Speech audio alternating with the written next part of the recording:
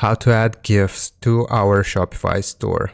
So first we will go to online store here, and it is automatically going to take us to the themes page. Scroll down a little bit until you see the option to customize and simply click on this button. So right here we will select add section wherever we want to add our GIF. So for example, in the header we will click on add section, and here we will search for custom liquid and select this. So after we have selected custom liquid, it's going to appear like so, and we will click on it. So here's where we paste the liquid code. Now we want to go to a website with GIFs, for example Giphy, and right here we can choose any GIF, but I have a specific one that I want to add.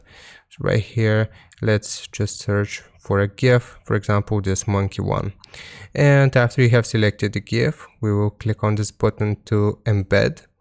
And you want to copy this code, so just click on copy code. Now we go back to our Shopify store, and we simply right click and paste this code here. And if we click on save, then as you can see, now we have this monkey GIF on our store. I hope this helps you out. Leave a like and sub, and I'll see you next time.